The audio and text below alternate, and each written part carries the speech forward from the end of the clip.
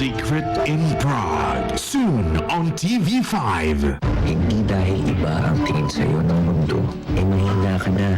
Dahil maging ikaw, iba kung paano mo makita ang mundo. Ano, kaya mo ba?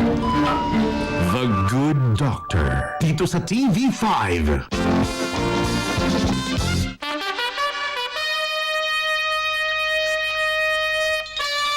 Tagal naman ito. Oo.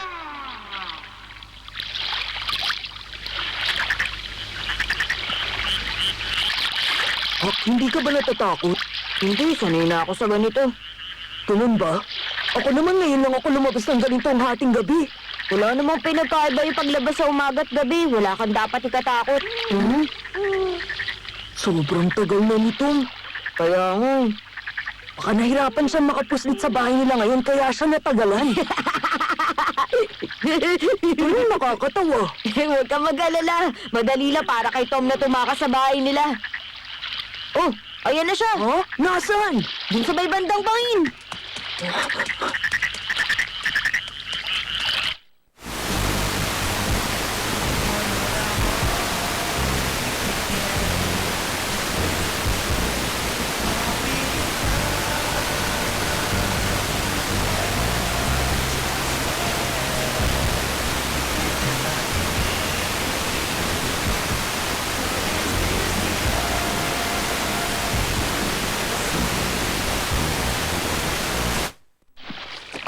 Cup, laban.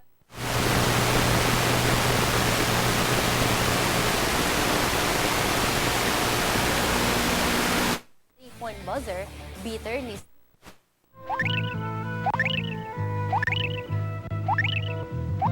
Lumilipad ba yan? Huwag matakot. Mas maganang gas kaysa sa hangin lilipad ito. Siguradong maganda ang inyong paglipad. Hindi po kayo sasama? Gustuhin ko man, pero kailangan kong maiwan para ayusin ang time machine.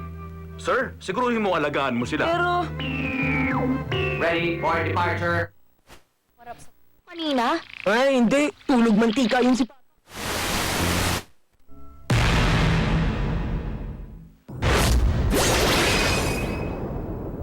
Buo na yung loob.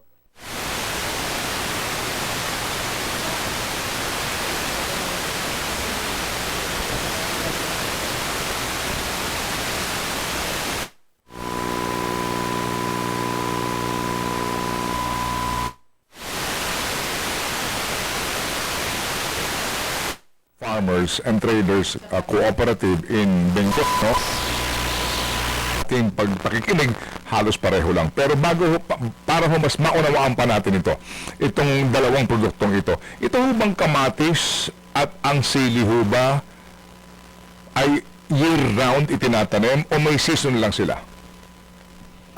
Actually, year-round na po siya certain. Ibig sabihin, kaya may panahon jackpot ang farmer, ibig sabihin talagang maganda yung benta. May mga panahon naman na surplus. Kaya yun po, basically ang problema natin, wala tayong nakakalendaryong pagtatanim, kung kailan dapat, kailan nagtanim. Basically, doon nagsisimula certain ang problem. Kahit ang gobyerno, wala siyang monitoring kung ilan ba ang nagtanim. Ilan ba hindi nakapagtanim? Last year, December po, nagka-problema yung carrots. Unfortunately, hindi siya nabalita. Nag-import ang government. And yet, ang carrots sa Benguet is below cost. Nasa 10 pesos lang, 15 pesos. Bakit? Kasi na-delay yung pagtatanim nila nung sunod-sunod ng bagyo last year, lalo na yung typhoon.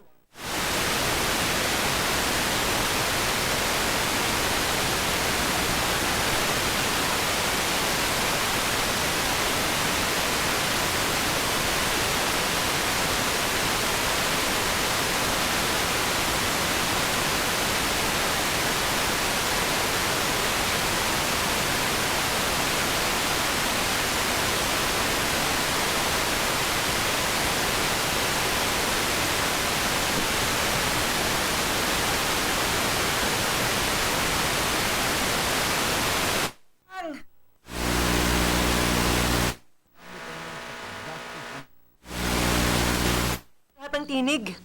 Kung sa bagay, tama ka. Ate!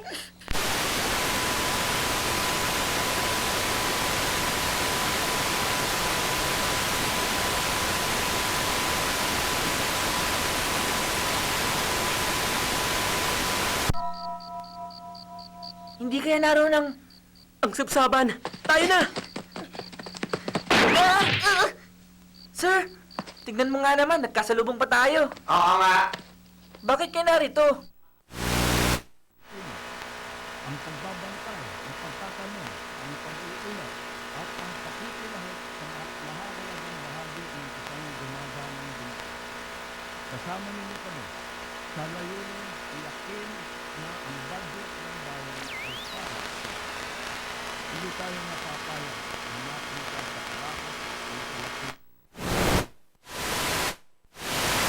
Parang sibuyas.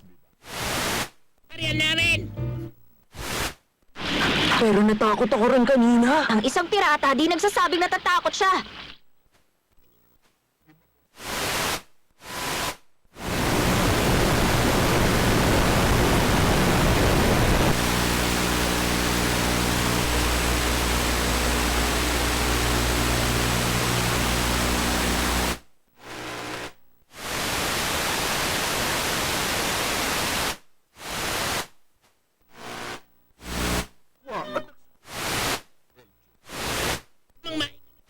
Dito, yung cold storage facility na ang ibang farmers po cannot afford, no?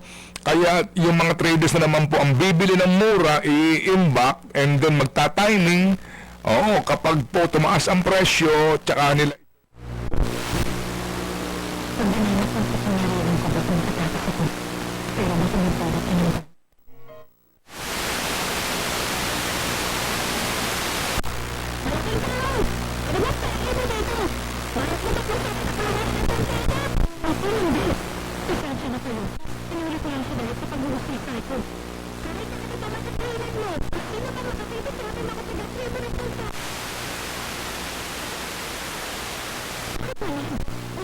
Wala naman akong balak makita kayo.